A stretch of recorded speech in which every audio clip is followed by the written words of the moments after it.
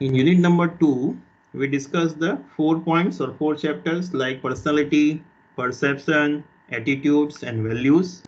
In that, we started with the first personality part, where we just see the examples of some of the freedom fighters, politicians, film stars, past presidents, or even cricketers, entrepreneurs. Even based on the looks, we are trying to identify which professions he or she is belonging. तो based on that we just trying to understand कि personality क्या होती है, हम कैसे बंदे को जज करते हैं.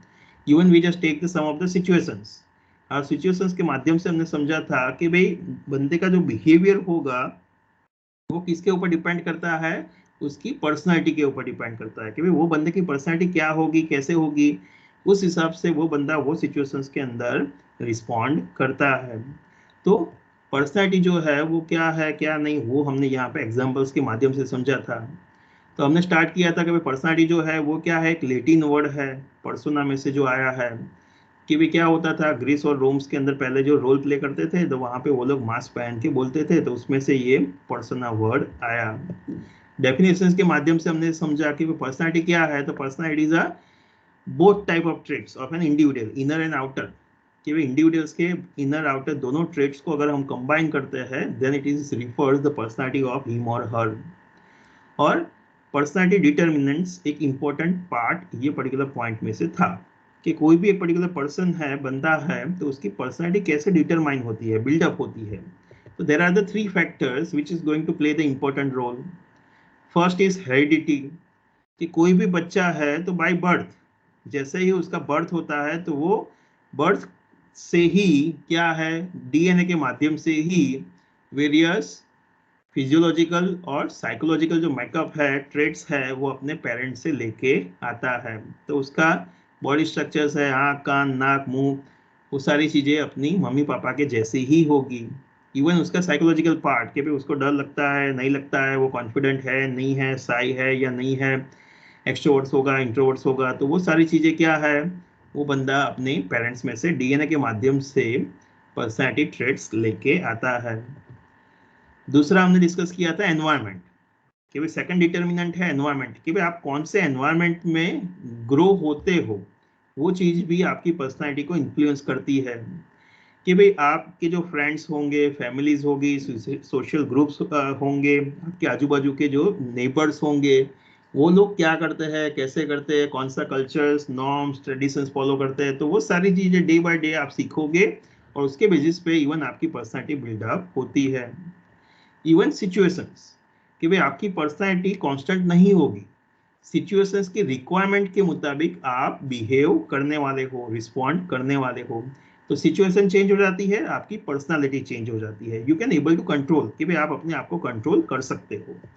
तो उसके वेरियस एग्जांपल्स देखे थे कि जिसके माध्यम से हमने समझा था कि there are the 3 determinants, heredity, environment and situations, कि जिसके बेसिस पे बंदे की पर्सनालिटी बिल्डअप होती है. उसके बाद डिस्कस किया था परसेप्शन, कि भाई परसेप्शन के अंदर क्या है, perception refer the way of looking the things. But हम चीजों को कैसे देखते हैं कि जो चीज जैसी है वैसी नहीं, बट हम कैसे हैं उसके मुताबिक हम चीजों को देखते हैं. तो वहां पे हमने वेरियस पिक्चर्स के माध्यम से, वेरियस म्यूजिक्स, लिरिक्स के माध्यम से क्या है, हमने समझा था कि परसेप्शन क्या है.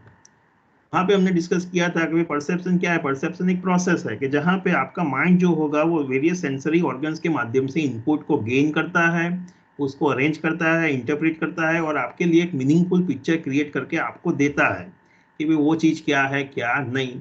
इवन ब्लड होगी, अनक्लियर होगी, आपने आधी सुनी होगी, आधी देखी होगी, फिर भी आपका माइंड एक पूरा पिक्चर क्रिएट करके आपको देता है, तो उसको हम कहते हैं परसेप्शन. और आपके लिए जो चीज इंपॉर्टेंट होगी, आपके इंटरेस्ट में होगी, वही चीज आप पहले देखोगे, उसके ऊपर आपका पहला ध्यान जाएगा और आप जिस तरीके से चीजों को देखते हो उसी तरीके से आप उसके लिए बिहेव करोगे. उसके बाद हमने डिस्कस किया था फैक्टर्स, कि भाई क्या है, there are the various factors which is going to influence your perceptions, कि भाई आप क्या देखोगे क्या नहीं, कैसे देखोगे, वो जो चीज है वो प्रोसेस है, तो उसके अंदर वेरियस फैक्टर्स है कि जो आपकी परसेप्शंस को अफेक्ट करेंगे. सो factors in the context of perceiver, कि जो बंदा देख रहा है उसके रिलेटेड कॉन्टेक्स्ट, कि भाई उसका attitude, motive, interest, past experiences, expectations, तो वो अफेक्ट करेगा वो बंदा क्या देखेगा क्या नहीं। टारगेट रिलेटेड फैक्टर्स कि भाई टारगेट नया है, मोशन में है, साउंड कर रहा है, साइज में बड़ा है, तो आपको जल्दी से दिखेगा, अदरवाइज नहीं दिखेगा। फिगर एंड बैकग्राउंड, आपके लिए क्या इंपॉर्टेंट है क्या इंपॉर्टेंट नहीं है, तो वो चीज़ डिटरमाइन करती है कि किसके ऊपर आपका पहला ध्यान जाता है, कौन सी चीज़ों के ऊपर आपका ध्यान नहीं जाता है। सिचुएशंस कि भाई कौन से टाइम फ्रेम में आप वो चीज़ को देख रहे हो, कौन सी सिचुएशंस में, वर्क प्लेस पे, सोशल सेटिंग्स में आप देख रहे हो, तो that is going to make a difference कि भाई वो चीज़ को आप कैसे देखोगे। तो ये सारे फैक्टर्स है कि जो आपके परसेप्शंस को इन्फ्लुएंस करने वाले हैं। हमने देखा था various shortcuts which people are using while judging the others, इसको हम बोलते हैं परसेप्चुअल एरर्स। कि भाई हमारा माइंड जो होगा वो मेनी ऑफ टाइम्स क्या करता है, क्विक डिसीजंस ले लेता है और जल्दी से आपको एक पिक्चर क्रिएट करके दे देता है। So sometimes it may not be true. तो क्या हो सकता है, सिलेक्टिव परसेप्शंस कि भाई आप सभी चीज़ों को नहीं देखते हो, सिलेक्टिव चीज़ों को देखते हो, उसके कारण एरर हो सकती है। हेलो इफेक्ट कि भाई एक सिंगल ट्रेड्स के बेसिस पे आप वो बंदे को एनालाइज कर देते हो और उसके बेसिस पे आप वो बंदा क्या है कैसा है उसको देखते हो। कॉन्ट्रास्ट इफेक्ट, एक को दूसरे के साथ कंपेयर करके हमेशा एनालाइज करते हो एंड बिकॉज ऑफ दैट कि भाई क्या है एरर्स हो सकती है। प्रोजेक्शंस, आप हमेशा सब लोगों को आपके जैसा ही मानते हो देखते हो and because of that once again chances of errors are there.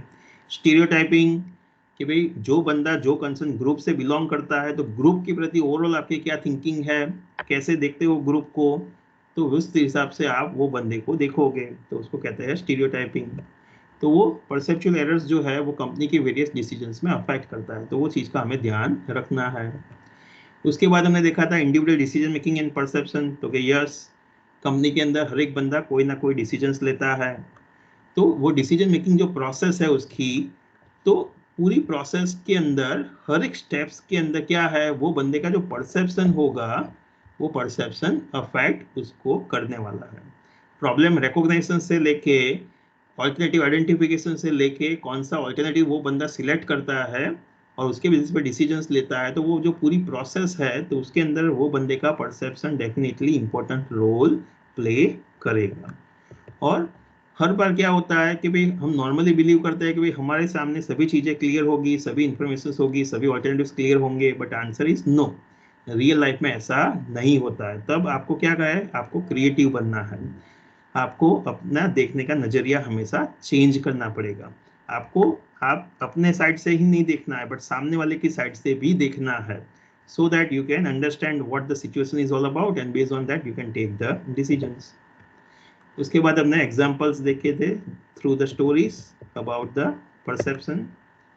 उसके बाद chapter number 3 point number 3 attitude, कि जहाँ पे हमने समझा था कि एटीट्यूड क्या है, तो कि एटीट्यूड एक इवेल्यूटिव स्टेटमेंट है कि जो बंदा अपने एक्सपीरियंस पे या किसी और के एक्सपीरियंस के बेसिस पे बिल्डअप करता है either towards the persons, event और object, it may be favourable और अनफेवरेबल।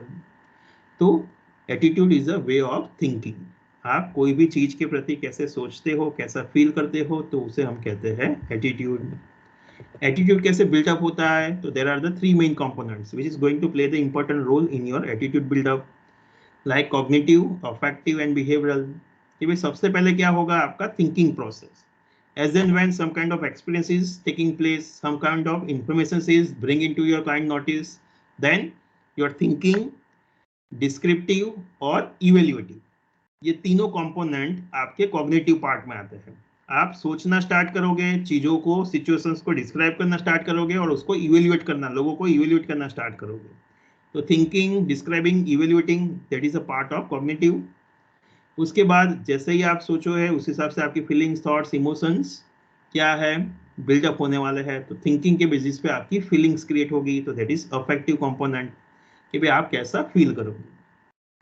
आपकी थिंकिंग, फीलिंग के बेसिस पे आपका फ्यूचर बिहेवियर डिटरमाइन होगा, तो उसको हम कहते हैं intention to behave, your behaviour intentions, कि भाई फ्यूचर में आप क्या बिहेव करोगे, क्या करोगे, क्या नहीं करोगे, कैसे रिस्पॉन्ड दोगे। तो ये तीन चीजें मिलके आपका एटीट्यूड बिल्डअप करती है कि भाई वो चीज के प्रति आपका एटीट्यूड कैसा हुआ और आप फ्यूचर में उसके साथ कैसे इंटरेक्शन करोगे। उसके बाद हमने डिस्कस किया था कि भाई हमारा बिहेवियर जो है वो हमेशा हमारे एटीट्यूड को फॉलो करता है, तो answer is no.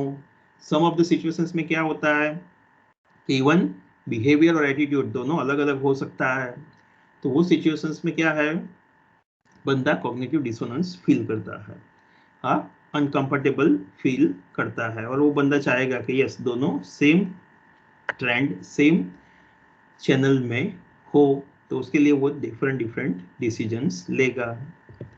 Same way, there are some situations where we can able to identify the strong relationship between the attitude and behavior, and it make us quite easier for us to predict कि भाई बंदा क्या करेगा क्या नहीं करेगा. उसके बाद we just see the various job related attitudes, कि भी बहुत सारे एटीट्यूड्स हो सकते हैं लोगों के प्रति, इवेंट के प्रति, चीज़ों के प्रति, बट हमें जॉब के प्रति उसका एटीट्यूड देखना है. तो वहाँ पे हमें 3 इंपॉर्टेंट जॉब रिलेटेड एटीट्यूड्स है, job satisfaction, job involvement and organisational commitment, कि भाई उसको जॉब अच्छी लगती है या नहीं लगती है, वो पर्टिकुलर जॉब के अंदर कितना अपने आप को इन्वॉल्व करता है साइकोलॉजिकली, और कंपनी के प्रति कितना कमिटेड है. तो ये 3 जॉब रिलेटेड एटीट्यूड्स हमें समझने हैं, so that we can understand कि भाई उसका परफॉर्मेंस कैसा होगा, कस्टमर्स के साथ उसका इंटरेक्शन कैसा होगा, एब्सेंट टर्नओवर एंड एब्सेंटिज्म होगा कि नहीं होगा. तो ये सारी चीजें हम उसके एटीट्यूड्स के बेसिस पे इंटरप्रेट कर पाए. And as a managers you need to create the challenging task satisfying your employees so that they will have a positive attitude towards the job and they will behave as per it. तो ये था attitude वाला point. उसके बाद discuss किया value. तो वहां पे हमने समझा वैल्यू क्या है, तो वैल्यू एक बिलीफ्स है, फंडामेंटल फ्रेमवर्क है, कि जिसके माध्यम से एक इंडिविजुअल डिसीजंस लेता है, उसके लिए क्या सही है क्या गलत है उसकी.